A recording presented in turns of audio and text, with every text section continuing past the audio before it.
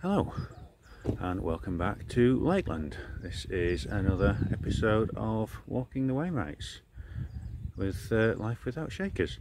And today our Far Eastern Fells adventure takes us to the very far eastern of the Far Eastern Fells, parked on Mardale Head car park at the eastern side, or the southeastern tip of Haweswater, for a trip up to Branstree.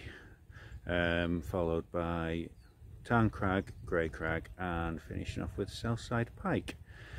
Should be about 12 miles all told, and it's another very hot day, so hopefully we'll get some nice scenery on the way. Start off with this view of Haweswater. You can see all this lush greenery here is where I think there's probably supposed to be water. Just completely dried up.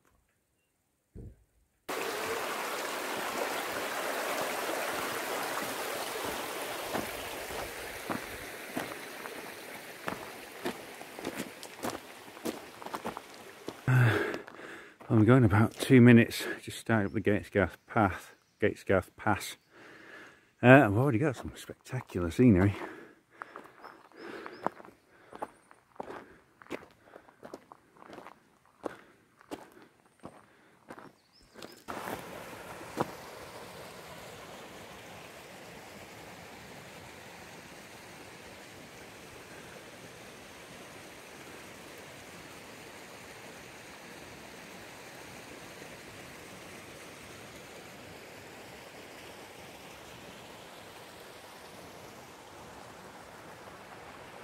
Right, been on the go now for just over a mile, which has taken 45 minutes or so, and my watch is telling me I've done over 100 flights of stairs inside the first mile, which gives you a clue as to how tough the going has been so far. But at least now we've reached the final climb up to the top of Branstree. Right, I'm standing now, I think, on the highest point of Branstree, 2,333 feet. This is Wainwright number 11 of the Far Eastern Fells.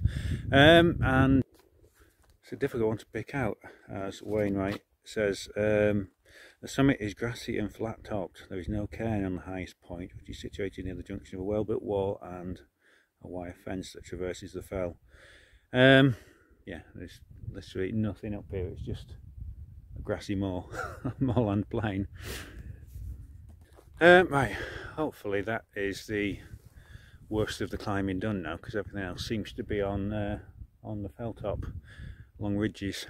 I've got a bit of a decision to make now. The original plan was to head off over Crag and over to Crag, and then pick up Southside Pike on the way back, but that involves, because of my adherence to strict alphabetical order, that involves a 2-mile route out along one fell, back again to here, and then across to Southside Pike. But I think what I might do is hit Southside first, because that's only a mile away. I can see that from here, and then pick up Crag and Crag on the way back, because I can drop down from Crag to pick up the path straight back to the car park. Okay, so this is Wainwright's favourite feature of Branstree. This is the cairn, an impressive cairn on top of Crag Pike, which isn't quite the summit of Branstree. It's a bit lower down than the highest point, but it's a lot more impressive than the actual summit. And in fact, it's not just a single cairn, it's 2 cairns, each of which is equally well constructed. And here is something else that is worthy of note. This is a survey post that was built by Manchester Corporation during the building of the Haweswater Aqueduct, which must run underneath the fellside or hereabouts.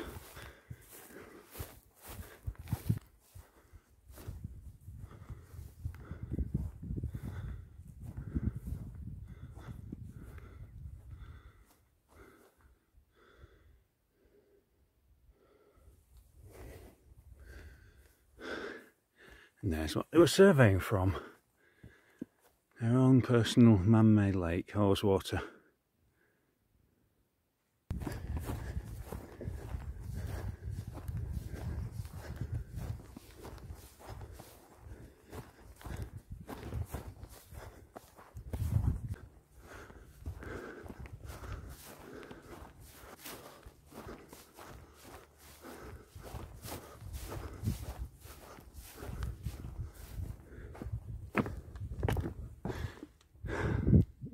And here we are on Wainwright number 12 of the Far Eastern Fells. This is Southside Pike, 2,142 feet, which, according to Wainwright, is one of the lesser known fells on the eastern fringe of the Lake District, commanding the head of the shy and beautiful little valley of Swindale.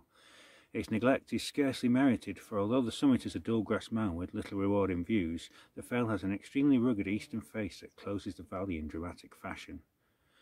I think the main reason that Wainwright is a little bit scared about the summit is because, as he says himself, the view back towards Lakeland is fairly limited from here. But on the other hand, you do have this incredible panorama of the Pennines on the other side. So it's not all bad. And the good thing is, unlike the summit of Branstree, there is a massive pile of stones marking the summit, which acts as a handy little shelter. So it's a good place to stop for a quick bite to eat. Right, back at the summit cairn on Crag Pike now, just below Branstree. And it's now a 2.5 mile trip along the other ridge coming off Branstree, which takes me to Tarn Crag and Grey Crag. I'm quite glad I chose to pick up Southside first. It would have been a heck of a slog to do 2.5 miles and then 2.5 miles back and then have to walk out to Southside Pike. But as it happens, I can just do one lot of 2.5 miles along the ridge and then back down into the valley and back to the car park. So let's go there.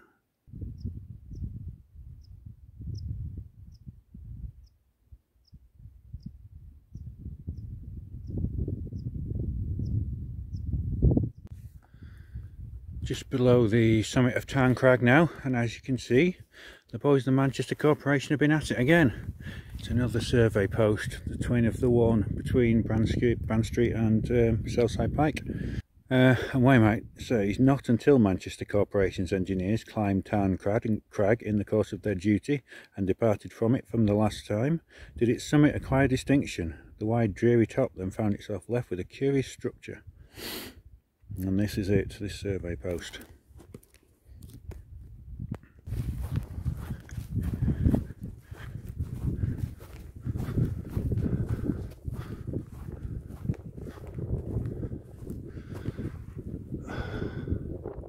And here is the summit of Tarn Crag. It's 2,176 feet. This is Wainwright number 13 of the Far Eastern Fells. Wainwright says, anyone who climbs Tarn Crag for a view of Lakeland will be very disappointed, for excepting the Coniston Fells, nothing is to be seen of the distant west because of the adjacent heights across the deep trents of Longstad Ale. However, there is ample recompense with a sweeping panorama of the Pennines from east round to south.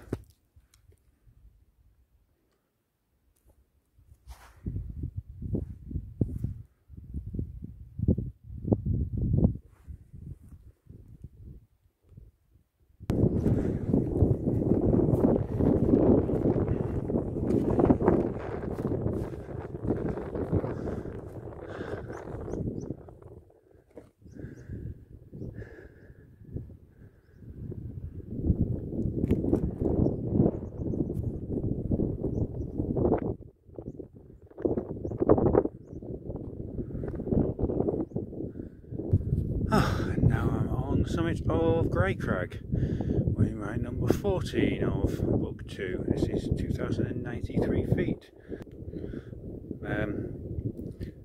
Wainwright says, there is nothing remarkable about Grey Crag, but here Lakeland may be said to start and moorland country to end, and the transition is sudden.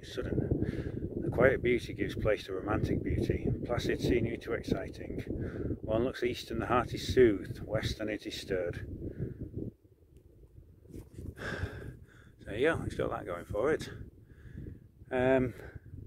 Right, time now to make my way back down to the valley and back along Gatesgarth Pass to the car park.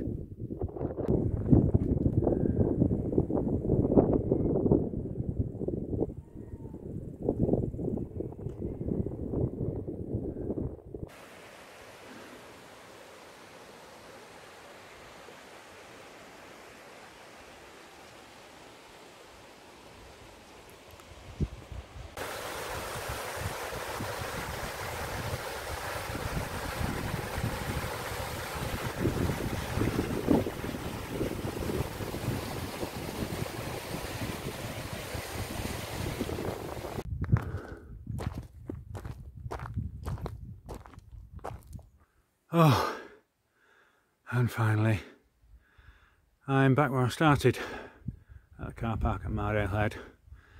That was an absolute killer today.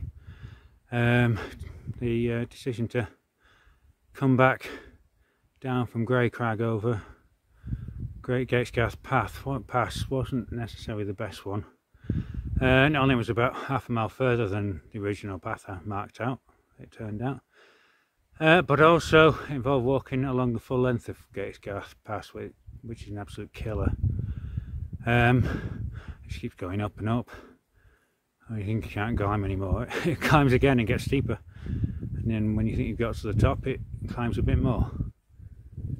It's an unbelievable high when I finally got to the top of the pass, at the foot of the climb up to Branstree. It seemed like a long time ago this morning when I was there in the first place. But then it's just a slow coming down because it's equally steep and covered in loose stone, so it's just a crawl both ways. It took probably 2 hours to do the last 3 miles. It's probably the closest I've ever come to giving up on a walk, but I was in the middle of nowhere. Wasn't really much option but to press on. Anyway, made it back. So as ever, thanks for watching and see you next time.